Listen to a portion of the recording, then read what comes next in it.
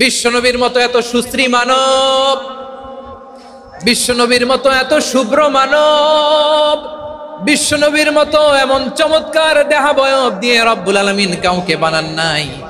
এরকম চমৎকার মানুষটাকে তারা তায়েফের ওই জমিনে রক্তাক্ত করেছে। বিশ্বনবী দুনিয়ার কোনো স্বার্থের জন্য সেখানে যান নাই, নিজের কোনো লাভের জন্য, প্রাপ্তির জন্য যান নাই।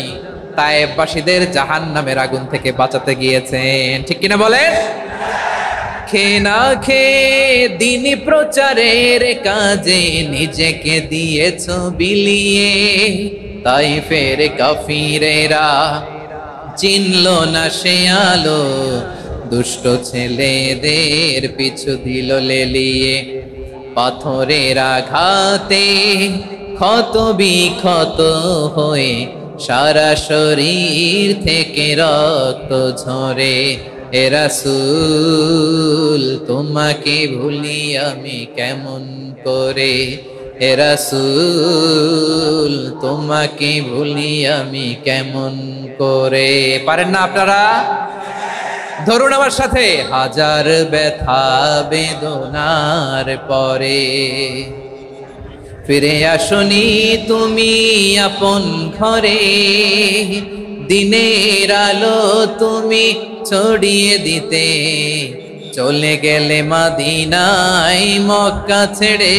হে রাসূল তোমাকে ভুলি আমি কেমন করে, হে রাসূল তোমাকে ভুলি আমি কেমন করে। ঠিক কিনা বলেন? বিশ্বনবী বিশাল মরুপথ, পাহাড়ি পথ পাড়ি দিয়ে তায়েফের মরুজমিনে গেলেন কোরআনের দাওয়াত নিয়ে, ইমানের দাওয়াত নিয়ে। কিন্তু তায়েফের লোকেরা বিশ্বনবীর দাওয়াতকে শুধু প্রত্যাখ্যান করেই থামে নাই, তারা বিশ্বনবীর সাথে অত্যন্ত খারাপ আচরণ করেছে। বিশ্বনবীকে শারীরিকভাবে হেনস্থা করেছে, আমার নবীকে শারীরিকভাবে অত্যাচার করেছে, আমার পেয়ারা নবীর গায়ে পাথর মেরেছে, বিশ্বনবীর গা বেয়ে ঝরঝর করে রক্ত ঝরেছে, নবী জামিনের মধ্যে লুটিয়ে পড়েছেন, আবার মেরেছে, আবার নবী হাঁটতে শুরু করলেন, পেছন থেকে আবার মেরেছে, আবার নবী রক্তাক্ত হয়ে জামিনের মধ্যে লুটিয়ে পড়লেন, আবার মেরেছে। বিশ্বনবীর মতো এত সুশ্রী মানব, বিশ্বনবীর মতো এত শুভ্র মানব, বিশ্বনবীর মতো এমন চমৎকার দেহাবয়ব দিয়ে রব্বুল আলামিন কাউকে বানান নাই। এরকম চমৎকার মানুষটাকে তারা তায়েফের ওই জমিনে রক্তাক্ত করেছে। বিশ্বনবী দুনিয়ার কোনো স্বার্থের জন্য সেখানে যান নাই, নিজের কোনো লাভের জন্য, প্রাপ্তির জন্য যান নাই। তায়েফবাসীদের জাহান্নামের আগুন থেকে বাঁচাতে গিয়েছেন, ঠিক কিনা বলেন? প্রিয় ভাইরা, তায়েফের ছেলেরা নবীকে রক্তাক্ত করলো। আমার নবী কই যাবে? কই যাবে? মক্কায় জায়গা নাই, তায়েফে জায়গা নাই। তায়েফ থেকে ভারাক্রান্ত মন নিয়ে আমার নবী মক্কায় ফিরে আসলেন। বিশ্ব নবী মক্কায় ঢুকতে পারেন না। মক্কার মরুভূমির দিকে তাকিয়ে, উপত্যকার দিকে তাকিয়ে বিশ্বনবী ধা ধা করে কাঁদেন, ঝরঝর করে। নবীর চেহারা মোবারক থেকে চোখের পানিগুলো বেয়ে বেয়ে পড়ে। আমার জন্মস্থান, আমার শৈশব, কৈশোর, যৌবন কেটেছে এই মক্কায়, আমার এলাকায় আমি ঢুকতে পারি না। বিশ্বনবী মক্কার অনতি দূরে দাঁড়িয়ে জায়েদকে পাঠালেন, জায়েদ যাও, দেখো কেউ আমাকে সাপোর্ট করার মতো আছে কিনা, যাও অমুকের কাছে যাও। জায়েদ গেলেন, তারাও প্রত্যাখ্যান করে ফিরিয়ে দেয়। বিশ্বনবী বললেন যাও অমুক লোকের কাছে যাও, তিনিও প্রত্যাখ্যান করে ফিরিয়ে দিলেন। কেউ বিশ্বনবীকে আশ্রয় দিতে রাজি হয় না। নিজ জন্মভূমিতে বিতাড়িত বিশ্বনবী, সর্বশেষ বিশ্বনবী বললেন যাও মুতঈম ইবনে আদির ঘরে যাও। মুতঈম ইবনে আদি মুশরিক, তার কাছে যাও। গেলেন, মুতঈম ইবনে আদি রাজি হয়ে গেল। সুবহানাল্লাহ বলেন। দেখেন, অনেক বিপদের সময়ও আমি নিজে সাক্ষী, সামাজিকভাবে, রাজনৈতিকভাবে কত ঝঞ্ঝা, কত ষড়যন্ত্র, কত কনস্পাইরেসি পাড়ি দিয়ে আমাদেরকে সামনে এগিয়ে যেতে হয়। এই শত্রুদের ভেতরেও একজনকে দাঁড় করিয়ে দেয় যে আল্লাহর কোরআনের জন্য রেডি হয়ে যায়। পড়েন সুবহানাল্লাহ। মুতঈম ইবনে আদি, আল্লাহ তার মনকে নরম করে দিলেন। মুতঈম বলে, মুহাম্মদ আমি তোমাকে আশ্রয় দিব। তার দুই ছেলেকে পাঠালেন, যাও খোলা তলোয়ার নিয়ে, স্কট দিয়ে, গার্ড অফ অনার দিয়ে মুহাম্মদকে মক্কায় ঢুকাও, আর বলো আমি আমান দেব। আমান কি দিব? আমান মানে সিকিউরিটি, নিরাপত্তা। সিকিউরিটি ছাড়া, আমান দেওয়া ছাড়া কেউ থাকতে পারতো না মক্কায়। দুই ছেলে বিষ্ণু ঈসা ইসলামকে নিয়ে আসলো। নবী কাবার চারদিকে তাওয়াফ করলেন, নামাজ পড়লেন। আবু জাহেল, উতবা, সাইবা, ওয়ালিদ ইবনে মুগীরা সবাই দেখে, কেউ কিছু করতে পারে না।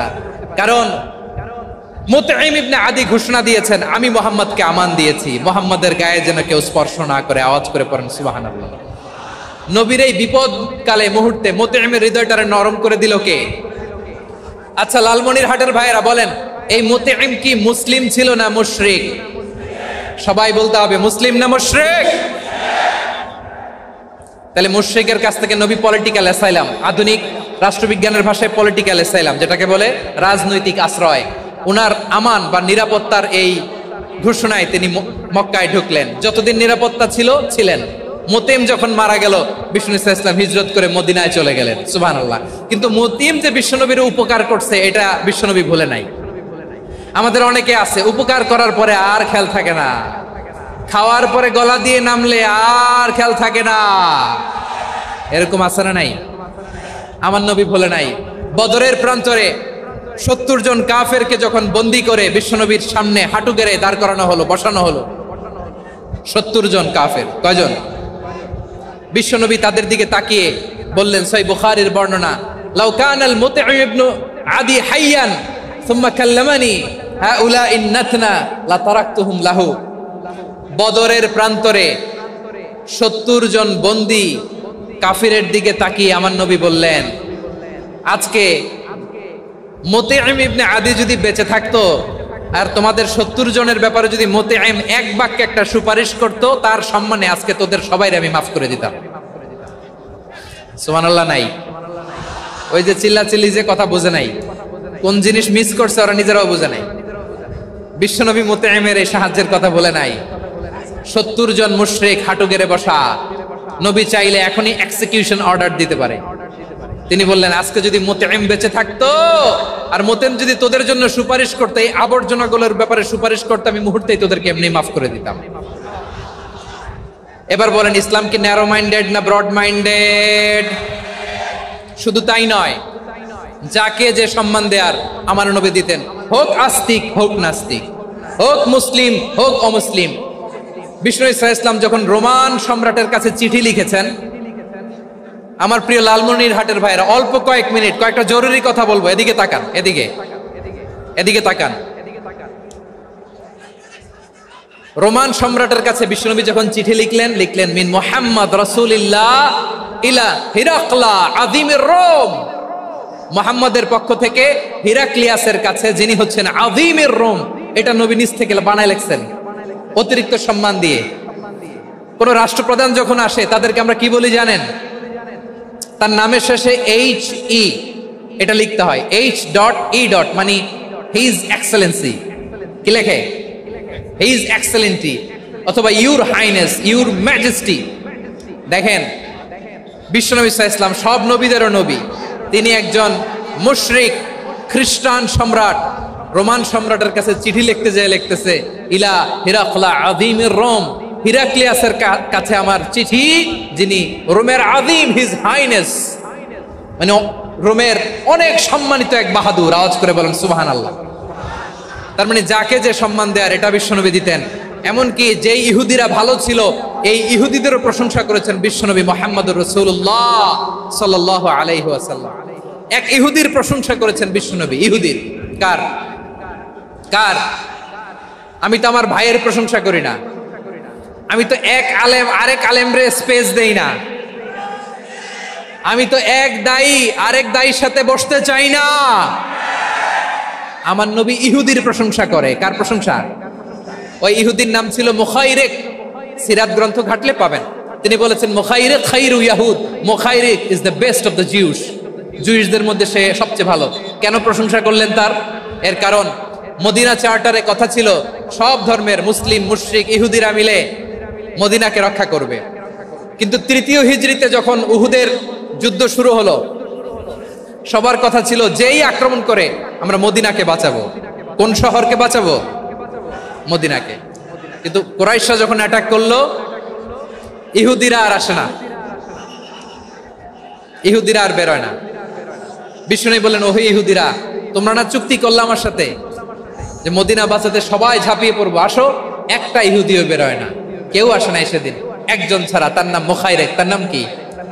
মুখাইরেক বাহাদুরের মতো ঘোড়সওয়ার হয়ে বেরিয়ে গেলেন এবং বললেন, গোটা ইহুদি সাম্রাজ্যের একজনও যদি না আসে, আমি মুখাইরেককে কেউ ঘরে আটকে রাখতে পারবে না। বেরিয়ে আসলেন, এসে বললেন, আমি মুহাম্মদের পক্ষে যুদ্ধ করব, আমি মারা গেলে আমার সম্পদ আমার উত্তরাধিকারীরা পাবে না, আমার সম্পদ তোমরা মুহাম্মদকে দিয়ে দিবা। সুবহানাল্লাহ বলেন। উহুদের ময়দানে 70 জন মুসলমান শহীদ হলো। এই ইহুদি সেও মুসলমানের পক্ষে যুদ্ধ করে নিহত হলো। সুবহানাল্লাহ বলেন। মুসলিমদের লাশ যখন নিয়ে আসা হলো, এই মুখাইরিকের লাশও নিয়ে আসা হলো। মুসলিমদের লাশের পাশে মুখাইরিকের লাশ দেখে বিশ্বনবী মুখাইরিকের প্রতি অনেক খুশি হলেন। আর বিশ্বনবী খুশি হয়ে বললেন, মুখাইরিক খায়রু ইয়াহুদ, মুখাইরিক যদিও তুমি ইহুদি, তারপরে তুমি সব ইহুদিদের মধ্যে সেরা ইহুদি। পড়েন সুবহানাল্লাহ। আমার নবী ইহুদিকেও সম্মান দিতে কার্পণ্য করে নাই। আওয়াজ করে বলেন আল্লাহু আকবার। প্রিয় ভাইরা, এবার সর্বশেষ আওয়াজ করে বলেন, ইসলাম কি ন্যারো মাইন্ডেড নাকি ব্রড মাইন্ডেড? সবাই বলেন, ন্যারো মাইন্ডেড না ব্রড মাইন্ডেড? এজন্য অমুসলিম হইলেই তারা আমাদের শত্রু নয়। শত্রু কারা? এই লালমনিরহাটের ভাইয়েরা শোনেন, শত্রু কারা? যে সমস্ত অমুসলিম আমাদেরকে নিশ্চিহ্ন করে দিতে চায়, যে সমস্ত অমুসলিম আমাদের ভূখণ্ড থেকে আমাদেরকে তাড়িয়ে দিতে চায়, যে সমস্ত অমুসলিম আমার ধর্ম নিয়ে তুচ্ছতাচ্ছিল্য করে চিল্লায় বলেন ঠিক কিনা, তারা আমাদের শত্রু। সাধারণ অমুসলিমরা আমার শত্রু নয়। এই যে হিন্দুরা থাকে, এরা আমার ভাই, বৌদ্ধরা আমার ভাই, খ্রিস্টানরা আমার ভাই, ইহুদিরা আমার ভাই। তারা দিনই ভাই নয়, তারা মায়ের পেটের ভাই নয়, তারা মানবিক দিক থেকে ভাই। ও মানুষ, আমিও মানুষ। ইসলাম মানুষকে সম্মান করে, চিল্লায় বলো ঠিক কিনা। যারা আমাদের অস্তিত্বকে নিশ্চিহ্ন করতে চায়, যারা আমাদের ভূখণ্ডকে দখল করতে চায়, যারা আমাদেরকে নিয়ে মকারি করে, ফান করে, টিটকারি করে, আমার ধর্ম নিয়ে খেলা করে, তাচ্ছিল্য করে, ওদের বিরুদ্ধে আমাদের জিহাদ। সাধারণ মুসলিম আমাদের শত্রু নয়।